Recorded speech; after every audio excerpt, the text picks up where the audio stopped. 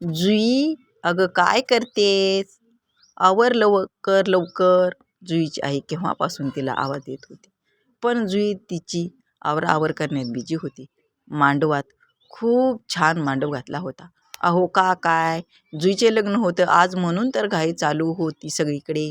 जुई तर जागेपणीच स्वप्न बघत होती तिच्या होणाऱ्या नवऱ्यासोबतची. थोड्याच वेळात लग्न पार पडलं. तिची पाठवणी झाली. काही वेळाने जुई तिच्या सासरी पोहोचली. सर्व काय व्यवस्थित झालं. पूजासुद्धा झाली. सासू सासरे चांगले होते तिचे. नवरासुद्धा छान होता तिचा. दुसऱ्या दिवशी आलेले सगळे पाहुणे निघून गेले. जुईचं भरपूर शिक्षण झालं होतं म्हणून तिने कामाला जायचा विचार मांडला. परवानगी भेटली आणि तिने तिचा आधीचा जॉब जॉईन केला. सासू सासरे सुरुवातीला खूप छान वागवत होते, पण हळूहळू त्यांनी त्यांचे रंग दाखवायला सुरुवात केली.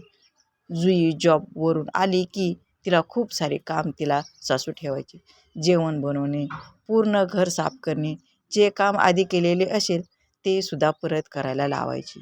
तिची सासू तिचा आणि सासरासुद्धा तसाच वागवत होता.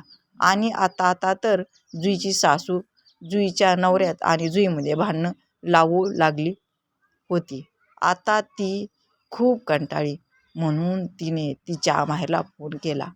पण तिचे वडील तिला सरळ एकच बोलले, दिल्या घरी सुखी राहा. आता तू आमच्यासाठी मेली आहेस.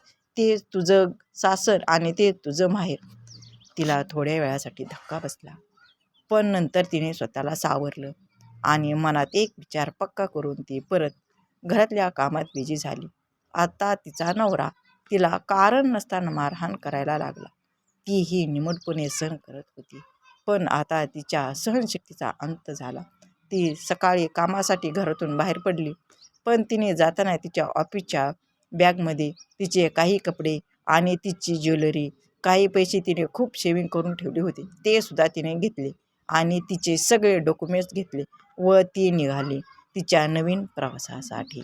आधी तिने ऑफिस जॉईन केलं, कारण ती गेले काही दिवस ऑफिससाठी निघत होती पण ऑफिसला जात नव्हती.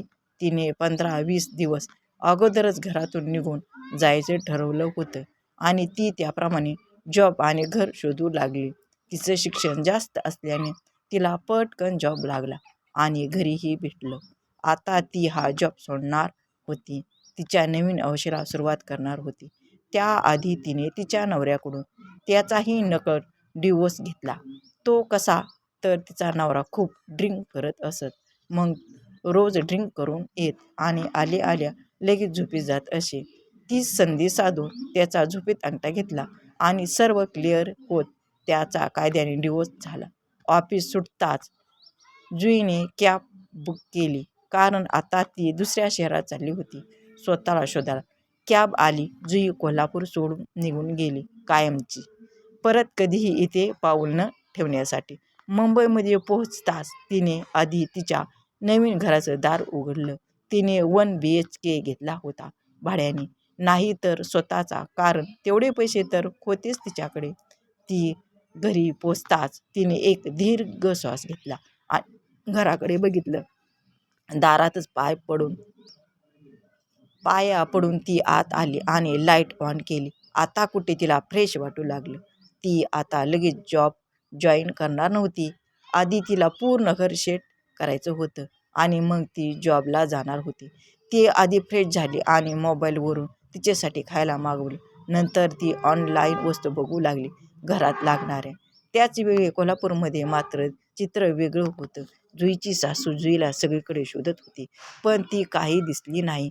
तिची सासू आता तिच्या बेडरूममध्ये आली आणि बघितलं तर बेडवर काही कागदपत्र होती. ती वाचताच तिच्या सासूच्या पायाखालची जमीन सरकली. व्हिडिओ जर आवडला असेल तर व्हिडिओला लाईक करा, शेअर करा आणि सबस्क्राईबर करा.